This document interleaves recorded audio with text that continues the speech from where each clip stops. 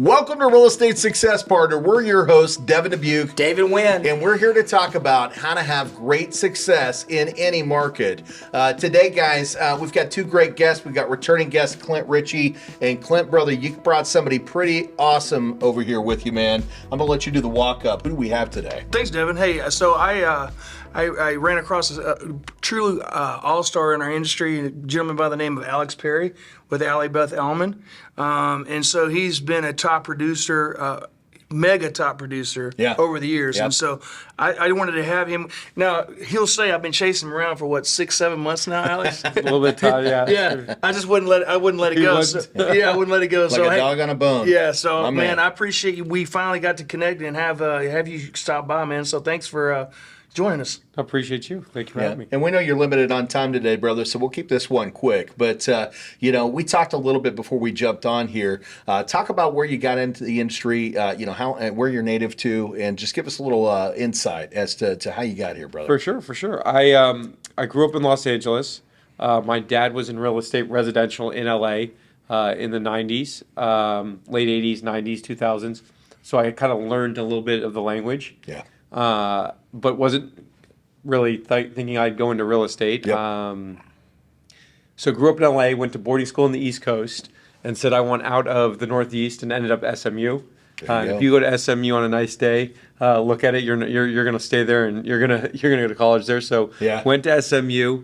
Majored in real estate finance, even though still had no idea what I was going to do. I interned with a commercial real estate company. Realized I hated commercial real estate, which was back then unusual because that's what, and back then it was more male industry dominated. Right. That's what, if you were in real estate and you were male, you went into commercial of some sort. And I just didn't like it. I didn't like being in an office. I didn't like... What year was this? This was 2005. 2005. I didn't like researching a market for someone else to do better, right? If I did a good job, the company made money, not me. Yeah. And I realized that, I guess, quite early on. And so I thought, you know what? In 2006, while I was still in university, I was like, I'm going to try out residential. And if some of my friends want to lease some places or buy a house, I'll be their guy, and let's see what happens. There it is, man. So you came in a market at an interesting time. 2006 was a great year. 7 things got a little rocky. 8 was a mess, man. How'd that look on the real estate side of the business? It was the biggest blessing in disguise. So 2007 was my first year. Yep. Wow. And it was a rocket ship. We'll call it not quite COVID, but if you could picture COVID, it was like that. Really, it 100%. was. You get buyers were buying. You put a sign in the yard, you were selling. Everyone wanted to buy lots, etc. And I got that wave, and it was a rush, and it was a lot of money for a 23-year-old. I remember exactly how much I made: $165,000. It was for a 23-year-old in 2007. That's a great first I was job. at the nightclub. That must have been $1 million. 3 days a week. I was at the nightclub at my normal table, and I was loving life. Everybody knows your name, baby. Hey, you were buying drinks for everybody, right? Everyone, you name it. I still have free drinks. You get a drink, and you get a drink. And but I was working hard. I didn't per se party and not work hard. I worked hard. Yeah, you were but back I in the enjoyed office life. the next morning. Well, and I was creating relationships by going out. That's right. So, and I was younger, and I had that vibe and that energy. And so I was meeting people and people who were wealthy individuals, lawyers, doctors, finance, and it was fun. And then '08 hit. That's right. And what was great about '08 at the time, you have no idea, right? Yeah. And I really had per se no money, so it didn't really. Yes, I'd spent my money, but it fell out of the sky. The market literally. I remember here today, gone tomorrow. Sold a property, and someone said, "How did you sell that?" They were from California. It hit California months before. Right. And I did '08. I did only leases, and I think I made $22,000, and I might be nice. It might have been like 18. So that's when I went exactly. Yeah, it's a rough year. But I survived, Yeah. and then I think anyone who's been in the business for that period of time, you just built back up, right? And you built back up with everyone. You built back up with the builders, with the inspectors, with the appraisers, across the board. When you fall down, you get back up harder, right? And you learn. Ready to fight. You learn. I learned. I knew nothing. I look back at my first deal in '07. I was negotiating repairs after the option period, and the other agent was doing the same. So we both do nothing. Just flying by the seat of your pants. Yeah. And so '07 was an anomaly. '08 was real world. '09, 10, 11, and then you got what we call the compounding effect. Right. Right. And that compounding effect is, 2 million to 4 million, 4 million to 8 million, 8 million to 16, 16 to 32, 36, and then eventually, there's no limit in this business. So That's right. I've been fortunate to see that. That's a beautiful thing, man. Yeah. That's Sorry. fantastic. Yeah. So when did you see that really start to pop off great? And what got you there, right? Because again, like you said, the market fell, things got different. You slipped down to 23K. All of a sudden, you're making massive money. But how'd that all of a sudden happen? Was it like this, or did it take you some time, and how'd you make it? No, I look back at it as for fun. I kept track of all my sales, the houses, the volume each year. It went from 23 to 35, 35 to 48, 48 to 65, and then all of a sudden it went to 65 to 120, then went 120 to 240, and then all of a sudden you had your 240s to 700, 700, and it's knowledge, right? It's confidence. It's the being able to speak the language. It's building your network. It's all the things that you probably read about. That's right. And buy into, and then working, right? You don't get lucky. You just keep doing things over and over and over again, and then all of a sudden the results start happening. As long as you're doing the right things. Absolutely. As long as you're doing the right things. Because if you do the same thing over and over again, you get nowhere, right? But if you see something that's working and you just continue to put your energy and effort into that, and you repeat, rinse, and recycle, that's how things grow. Most people fall down and they stay down. You fell down, you got back up with a vengeance. Yeah, I mean, I love and embrace, the grind, right? And a chip on your shoulder. I was 24 in residential as a male, right? The joke was on me, right? And I wasn't insecure about it by any means, but I wanted to prove myself, right? And I was excited by the investment side of real estate. I loved the idea of developing, and I worked with builders, and I saw builders making money again. It took time. They didn't get comfortable again until really 2012. Right? Yeah, you're right. But I grew with builders. Exactly right. I grew my business with builders, and they grew their business with me. That's huge. That's fun. It's exciting. It's repeat business, and I just bought into that. And the funny thing is, I was talking to Clint earlier about it. You can't do something really knowing you do it because it's gonna create business. You do it because you love it. You do, and then it creates the business, and that's in anything you do, right? And so I was just living my life. And I had relatively low overhead, no family, no kids. Absolutely. And then it becomes easy, like, because you wake up every day and it's exciting and it's opportunistic. It's a passion. What happens today, and who do I meet, and what deal does it get done? And then someone calls you at 7 p.m. at night and says, I want to list it, and you can go to the office at 9 p.m. And get the listing agreement done. Or, I joke with I say younger generation, like I'm not old, but I used to have to run to the office to scan stuff. Right? If I wanted to respond to a contract, I had to go and run to the office. That's right. There was such thing as DocuSign or Zip. The Zip forms was kind of, we were hand and paper for a lot of things. We were. People only felt comfortable with hand and paper. So you'd run over to the houses to sign stuff, and I'm always, time is of the essence. Always to this day, still time is of the essence. So as it should be. Something happens, you get a call to list house, I'm at your house the next hour. You want to put an offer, let's do it today. And so again, there's no secret to this business. You can read about it all day you want. Hard work and knowledge is not a secret. That's it. It is not a secret. That's it, man. Yeah. Well, you're a moneymaker. You're a moneymaker. Well, hang on. Go ahead. I'm sorry. I want to talk a little bit about. You said something. You started real estate in 23. I mean, I go back a little bit, and real estate was always an older generation. Average age. I don't know what that is, but it definitely is not 23. 50s. How does a 23-year-old have the confidence to go in there and negotiate the largest purchase of someone's life? How do you look at someone and have confidence that they trust you, that what you're doing to offer that?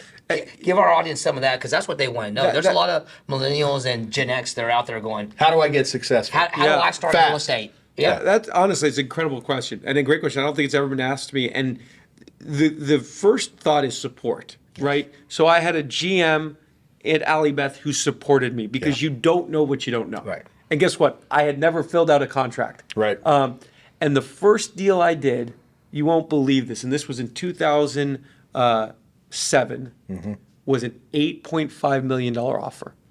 And someone referred them to me out of college. They were a very wealthy, well-known person in Dallas who owns big car dealerships here. And he had got engaged, and they were buying a house for themselves. And it was an $8.5 million house on Gillen. And we went under contract, and I didn't really know what I was doing, but I had support from my GM. And back then, option periods ended at 12 midnight, not 5 p.m. And at 11 p.m., they canceled the contract. And I said, why? And he said, my wife doesn't think it's a nice enough house for me to live in. And I was counting my $200,000. Yeah, 100%. You already spent it. In your mind, it's gone. I was at the club. I put the hold on the bottle. But, you know, and at the time, you know, you're like, what happened? How could that be? No, it didn't get me down. I was like, we'll buy something else. Guess what? Yeah. We never bought anything else. Wow. He never bought anything else. He looked and looked and looked.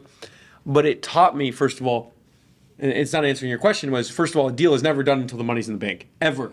Until the money's in the bank. Good lesson. That's right. That is a good Number lesson. two is there was no per se confidence. I was confident that there were people around me to support me and that what I'd filled out was right. Yeah. Right. And the truth is, that's why I say what you don't know, you don't know. When you're starting off, you should ask 100 questions. No question about There's it. nothing that gets more real than filling out a contract with a blank and saying, I don't know. Does not work.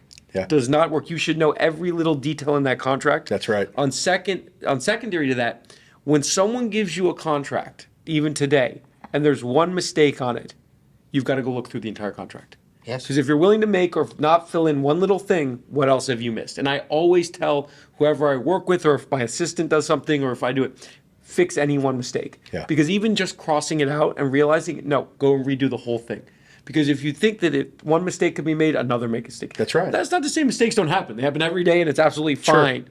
But what we do isn't rocket science, so let's make sure that we get it right. Well, your consumer needs to have the confidence that you know what you're doing, Yeah. right? And when you fill out that form, that's just one place for you to show them, hey, look, I'm a professional. I understand where I'm at. But you did answer his question. You may not have thought you did. You did answer his question because you said it was about finding the right place, right? You found the right place in Allie, right? Yes. And at the end of the day, their leadership team is what paved the way for you to find that confidence that you already have, right? But that confidence in, I know how to support the people that I'm serving, right? 100%. And look, there's two other things to it. First of all, you are dealing with luxury, right? Yes. And high-end luxury. There's two ways to handle it, and it's almost a balancing act. One is you're in the service industry. So you need to make that person and that client feel like the most important person in the world and the most important deal. Yep. At the other point, you cannot be in awe. You have to be confident that this is not above you, that you can't handle it, and that you are in control. They are hiring you because you are the expert and you're supposed to know how to get the deal done. That's your job. So you better prove it to them real quickly. Otherwise, there's someone else who's going to. Yeah. Hey, so I want to talk about this specifically. So when you were talking about, at 23, 24 years old, and you were out networking and building up your sphere of influence per se, talk about some of the specific things that you used to do where you were able to develop the relationships that you have now. Because I know, obviously, you've been in the business long enough now where a majority of all your business is all referral based, but talk about like someone that's new and they're like, okay, what are the right activities that I need to do so that I can try to be an Alex Perry? Yeah, absolutely. So activity wise, I would say you do what you love, right? So I loved working out. Now be intentional working out. So I was going to Equinox or Lifetime, right? That's a nicer gym than per se, Right. Gold's Gym or LA Fitness or whatever, and there's nothing against that, right? But I love doing that. Well, I was meeting people there, people that were asking you what I did, people who may have liked me and said, how do I work with this person? Because I want to spend time with them outside the gym. Right. I was going to dinners. When I was going to dinners, we were going to Nick and Sam's. We were going to Bob's. Now, I like steak. It wasn't because I was like, man, I want to try and get business by going to Nick and Sam's or Bob's. Sure. No, I was living my life. That's right. And organically, the business was coming from living my life. I was involved in charities, not charities because I wanted the business. Right. Charities because You're doing my the right real estate thing. group said, hey, let's do this white party. It's a young, under 30 party where everyone wears white. Done. Game on. So it's just you organically do what makes sense. Now, this is where you have to be honest with yourself. If you are not a salesman, this is not the business for you. So That's you right. can do all those things, and if you're not a salesman, go do something else. Yeah, if you're a wallflower, it's not going to work out so well for you. Great, and I get this all the time. I love real estate. Great. Yeah. You know, like I love cars. I'm not selling cars. I love watches. I'm not selling watches, right? Like, you know, like Yeah, I didn't I do. happen to love real estate. I didn't wake up and say I love residential homes. Yeah. I fell into a business. I'm good at sales. You love networking and it with worked people. exactly. So you're a people, and I'm a problem solver. so you're a people person. Exactly, And I so love it. so you're willing to get outside of your comfort zone and walk up to people and introduce yourself. No, and I think it is his comfort zone. That's the difference, true, right? true. He's willing to step into his comfort zone, Right. and that's where it works. But I'm going to steal this from you real quick. So he's given 2 great tips, and I think this is important. Number 1, get into real estate for the right reasons, right? Get it, and not because you love it, like he said, but because you know that you have something that's passionate to you, and you can speak to people, you can bring people together, because that's what they need. They need somebody that they trust, that you could bring together, that can actually get you your attention, right? Number 2, pair yourself up with the right agency, right? Decide who your community is. Who do you want to serve, right? First off, can I serve the community? Do I have the voice? Secondly, who do I want to serve? And find the right agency that's going to help you serve that community, right? When I meet with an agent, and I got to be careful, but I'll take a lot of meetings. And the reason I'll take a meeting is because someone gave me a chance, like I just said. So, you know, I never not want, you know, you got to be cognizant of your time, but I will, or at least pick up the phone or tell you, first thing I say to someone is, go to an office where you are going to succeed. And what That's do I right. mean by that? Where are you, not where do you want to sell real estate? Where is your sphere? Okay, so take where your sphere is, then go to the best office of that sphere, right? That's right. And go and say, team me up with someone. I'll say yes to anything. I don't care. Tell me anything. I'll go man. pick up your laundry, your prescriptions, your groceries, but teach me everything. Say That's yes it. to everything in the area where your sphere is. You will learn. You'll get knowledge of that area. You can grow from there. You can grow to any other office you want in right. the metroplex from there, but you have to learn from where your business is. I had a guy who came and worked on my team. Hardworking, awesome guy, good at sales. We're in the Park Cities. His whole sphere was Lakewood. And he worked his ass off for 2 years. No business. And he said, I'm leaving. And I was like, I get it. And he went to this Lakewood office. Crushed it. Killing it. And all I learned, and I learned so much from that. Yeah. You have to be where your business With your is. people. Doesn't matter With your if market. you're good at sales. Doesn't matter if you're. Right. That's you right. have to be with your people. Well, you said 2 more things, guys. I mean, you're full of knowledge, and sometimes when you slow it down and take it back, you said listen to the peers, learn from the peers, ask the right questions, right? But I think there's another one. You didn't say it, but you do it. Take action, right? Because it doesn't matter how much you consume. If you don't take action with it and move forward with it in your business, you're never going to find the success. You're an action guy, right? We got started. He's like, let's turn the cameras on. Let's go. I got to get out of here, right? If that's who you are, right, you're going to do great in this business. You're going to kill it, right? But it also takes hard work, dedication, finding the right people. So I love it, brother. I love Yeah, it, man. you know, then you'll get some momentum, and it's almost like you said, your time's your most valuable asset. So you can make deals hard and you can make them easy, right? There's a real estate deal is a set of problems. It is. Solve them, get on to the next, right? Yeah. And sometimes people complicate that, but make it simple, ask questions, work with the other agent. You're not against the other agent. No. You're working as a It's team. team, baby. You two do it right. You're easy, on to the next. That's right. High five, and let's get the next one done, right? 100%. That's what you're buying, and then everything's a team. From the appraisals, the lenders, the inspections, the title company, you name it, it's a team business. Everyone says, congratulations. I would love to take some of the credit, and I will. I work Sure. hard, and I know my business. You need another agent 9 times out of 10. You do. You need appraisers. You need inspectors. You need all of it creates the transaction. They're and your the real back estate end. success partners. Yeah. By the way, you just named the title of that's where the title came from. Okay. Real estate success partners. And it's named that way because without a great lender, without a great realtor, without a great title company, without a great selling agent, listing agent, buying agent, your business is nothing, right? You've got to work with the right partners, because if you're not working with the right partners, people don't come back. In fact, they don't come back, and more importantly, they tell everybody else, stay the heck away, right? Right. But when you're finding the right people, the right success partners, brother, your business can take off. That's exactly what Well, and you got. want their business to take off. That's It's- right. It's a circle, right? That's the fun It of is. it. That's where you get the highs once you've Your sphere. sold enough of real estate. You're like, how do the people that have helped me grow as well? That's That's it. the enjoyment. Hey, Alex, you know, our audience always wants to know, because we have a lot of real estate people, you know, everybody wants to break into the luxury listing. Can you tell our audience the difference between $1 million listing and a $500,000 listing? Or What's a the difference? multi-billion-dollar Yeah, listing. what's I mean, everybody's always curious. Do I have to be a certain different person? Am I approaching a different way? What is your experience? Let's even go 5 million Yeah. to 1 million, right? Yeah. I would look at luxury real estate now, where I do business is over 5 million, and that's not yeah. to say that a $3 million house is not a luxury. I'm talking about where the market's gone, Highland Park, University Park, Yeah. other It's Preston just- Hollow. Absolutely. At Click and Close Mortgage, we put focus on developing new products to provide borrowers what they need when they need it. That's why we've developed the Click and Close Smart Buy Repayable program. Using the Smart Buy Repayable program will allow for you to buy your interest rate down now, guaranteeing that you receive a lower rate, and pay back the buy down costs later. Keep your money in the bank and save more money with the reduced interest rate. Smart Buy. It's the smart new way to maximize your savings when purchasing or refinancing your next home. If you'd like to know more about the Smart Buy Repayable program, click below to learn more. We've already said it, but it's a networking connection knowledge business, right? So when you talk these numbers, you're not talking key boxes. Yeah. Right? You're talking meeting showings. Mm-hmm. You're not just educating the buyer, you may be educating the other agent. Does that make sense? Absolutely. If they haven't sold in that area, they may have sold in that area but not known what's sold on that block, the street next to it, the street down from it.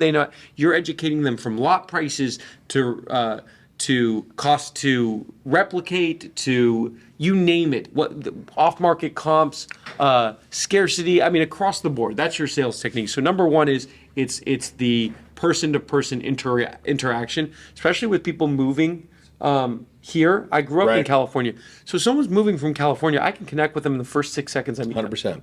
I understand what you're looking for, where you want to be, and also get them warm and comfortable with moving to Dallas. Hey, I did this too. Guess what? You're gonna love life, right? And I truly Here's all the believe right it. people, all the right places. You guys all are the right things to you're do. in for the biggest surprise and treat of your life. You're gonna wish you'd done this earlier, And I'm not trying to take away the client. I'm just acting naturally and telling the truth and making them feel comfortable. That's it. So it's more interaction. Mm-hmm. And then once you get to, it doesn't matter if it's 500,000, 5 million, 50 million, you're dealing with people's egos and the way they like to communicate. And you need to understand when you need to take charge, when you need to sit back, etc. And that's the most important, even on the luxury of luxury. And it doesn't matter, the higher you get, you might say, oh, you take a seat back more. No, not necessarily. Yeah. One of the biggest transactions I've ever done, I said, if you don't buy this property, you're going to regret it forever, every day. It's one of one. They bought it and they could have made almost double what they paid for it in 5 years. And that's just knowing and being confident in how you deliver the information.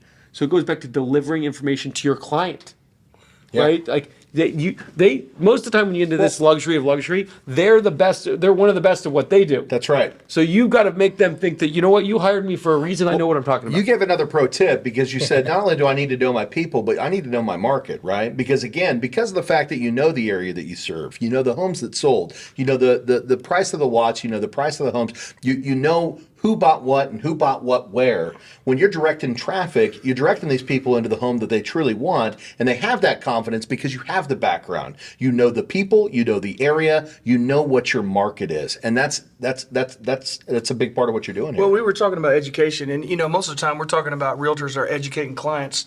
But I think in this regard, and you pointed out at the luxury level, you have to be more educated than anyone else, so that you can so that you can exude the confidence that you are the true expert. And so when someone hires you, they're like, yeah, I'm gonna listen to everything this guy says. He knows exactly what he's talking 100%. about. And I have the facts to back it up. I have right. the comps to back it up. I have the knowledge to back it up. And if you aren't from here, you have no clue. You have no clue. So let's talk about this, because I want to put things into perspective. And you and I had this discussion prior to coming on air. You had one of your biggest months, I think, is that right, in July? That's right. Share with the audience what kind of numbers we're talking about and what makes you, the expert in your area. Sure. I sold in July 69 million personally of real estate. 6 transactions over 10 million. Another 3 over 7 million. So 10 transactions over 7 million in the last. I mean, some of those were May, June, July, but in the last 60 days. Over 100 million and sold it in real estate. So, and some more in the pipeline. Killer. It's fortunate. I have extreme gratitude. It's a team. I'm proud of it. I want to do more. 100%. I was able to do it by being efficient. Yeah. When people tell me what they're looking for, I'm not showing them 30, 40, 50 properties. I'm You're showing showing them them one, the right two, property. the right property. Yeah. And when I show it to them and I know it's a good deal, you need to buy this. They don't have time to look at 30 properties. No. These are the elite. And when they go out there and they look, they need to know you're going to lead them to the home that they want. You're listening to what they're looking for. You know the market so well. You're leading them right to that one house, maybe two or three, and they don't have to think. This is their home. Yeah, and what I'll do is I'll drive them around for maybe an hour or two, Yeah. educating them. So that when I tell them, hey, this is it, they know. A lot of times in this luxury market, there aren't 20 homes to look at or 10. Yeah. But there has been that's sold. And so what you're doing is educating so that when they see it, you're like, look, that's sold for that number. So if I can get you this for this number, we need to jump on this. And that's just them feeling comfortable. Because I can tell them all day they right. want. I can show them spreadsheets. I can show them comps. They need to know deep down too, this is a good deal. So the luxury listing, you're taking the time to get them out there.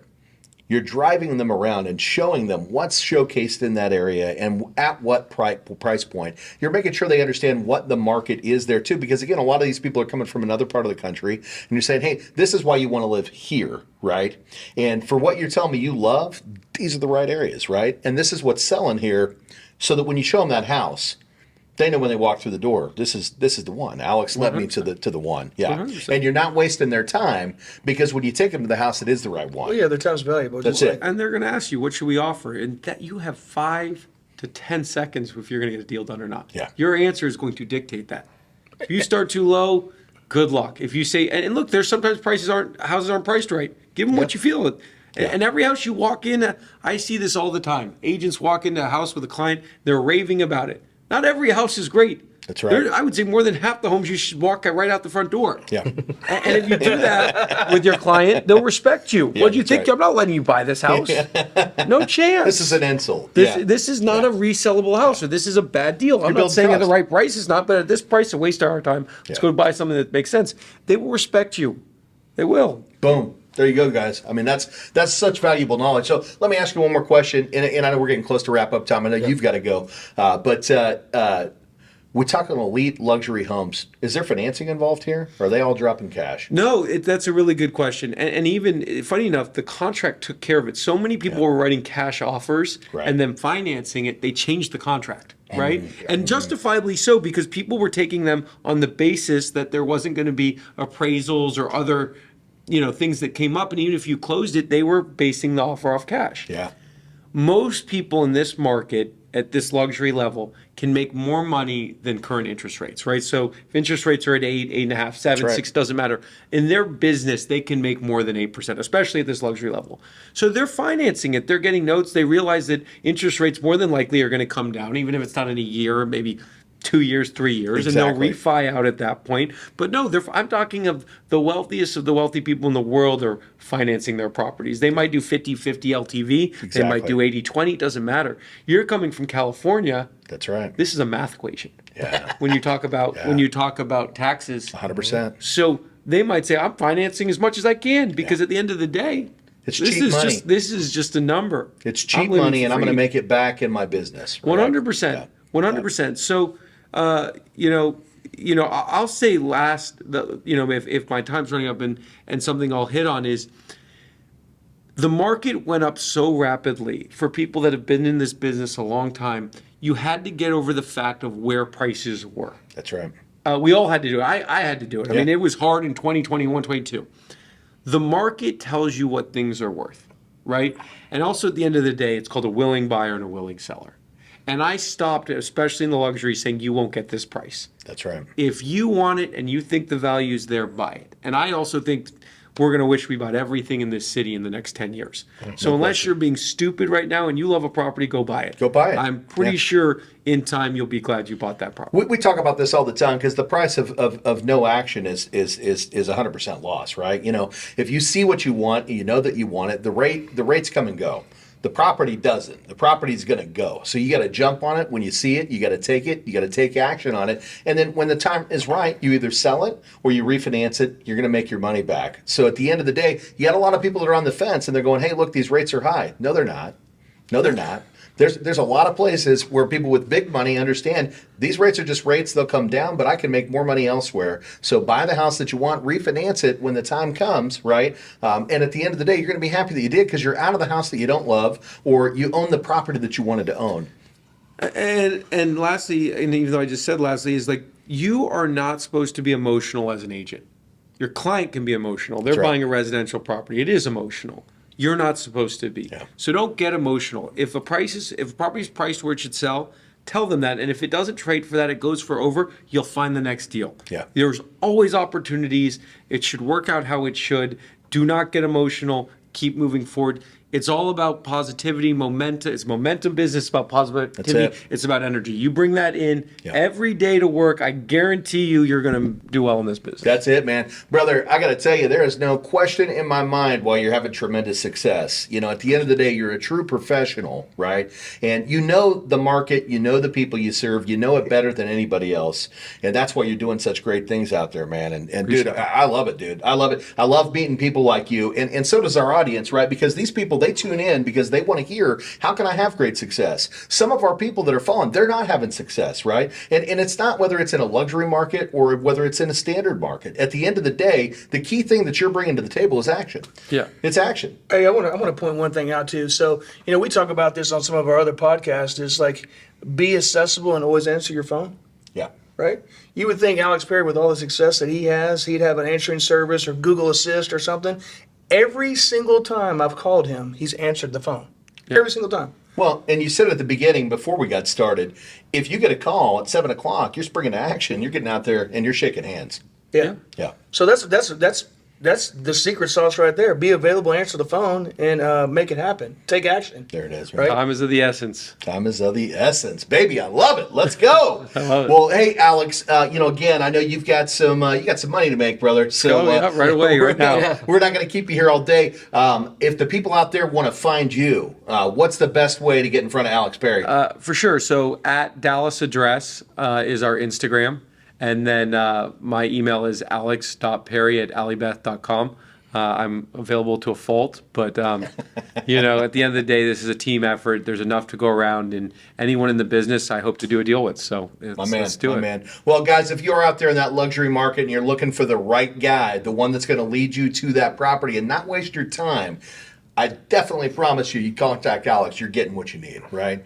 Clint Richey, brother. Yes, sir. Anything you'd like to throw in there before we wrap up today? Man, hey, I just want to, like I said, I want to give a appreciation for Alex for, like I said, always answering the phone, always being available, and more importantly, being polite and cordial and professional every single time we talked on the phone, man. Appreciate that. That's part of true what gentleman. makes you successful, man. So, and then anybody out there that needs to get pre-qualified so that we can have Alex find you a home, you can always reach me at RicheyMortgageTeam.com, or my cell phone is 972-679-1028, and I'm available 24/7. And you guys will be glad you do. I've known Clint for a long time. He takes great care of his consumers, and you're going to get amazing service. So, Clint, thanks for coming out here today as well. David, anything else you want to say before we tie up? No, I'm good. Thanks for being on the show, Alex. Appreciate y'all. Thank you. Absolutely, man. Great. Absolutely. Thank you. Well, guys. we're your real estate success partners. I'm Devin Dubuc. I'm David Nguyen. And we're available to find on Spotify, Instagram, iTunes, iHeartRadio. We're on all your major listening platforms. If you want to catch the video side of this, and I think you probably do, move on over to YouTube. And we'd love it if you subscribe. We absolutely appreciate those 5-star reviews. Until the next time, we'll see you then. Bye, guys.